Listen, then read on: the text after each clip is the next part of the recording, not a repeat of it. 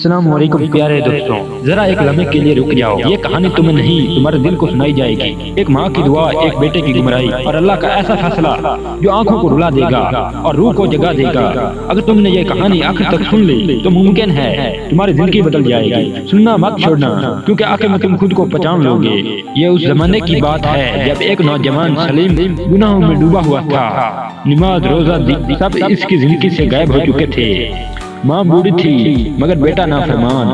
ماں روز سجدے میں جا کر بس ایک ہی دعا مانگتی، اے اللہ میرے بیٹے کو ہدایت دے، چاہے میری زندگی لے لے۔ ایک رات سلیم دوستوں کے ساتھ گناہوں کی محفل میں لوٹ رہا تھا۔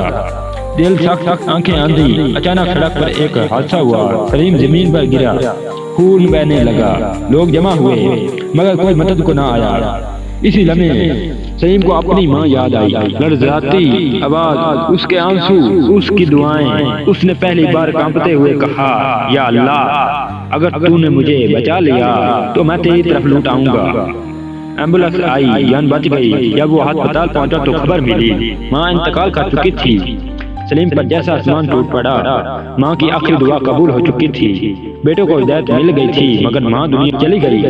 سلیم نے ماں کی قبر پر جا کر روتے ہوئے کہا، امی آپ جیت گئی، میں ہار گیا۔ آج وہی سلیم لوگوں کو نماز کی طرف بلاتا ہے، قرآن سے جڑا ہوا ہے، مگر ہر رات روتے ہوئے کہتا ہے، کاش میں سدھر جاتا اس سے پہلے کہ میری ماں چلی جاتی۔ نتیجہ، ماں کی دعا میں وہ طاقت ہے جو تقدیر بدل دیتی ہے۔ اللہ دروازے بند نہیں کرتا، ہم خود دور ہو جاتے ہیں۔ توبہ کا وقت آج ہے، کل نہیں۔ یہ صرف ایک کہانی نہیں تھی، یہ تمہاری میری ہم سب کی حقیقت تھی۔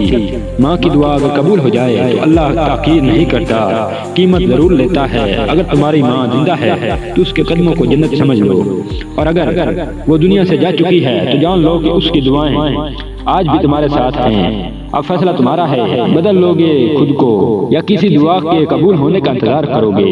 تو اگر ویڈیو اچھی لگی تو ویڈیو کو دوسرے بھائیوں تک شیئر لازمی کرنا۔ تو ملتے ہیں کسی نئے ایپیسوڈ میں، تب تک بھائی کو دیجیے اجازت۔ اللہ حافظ۔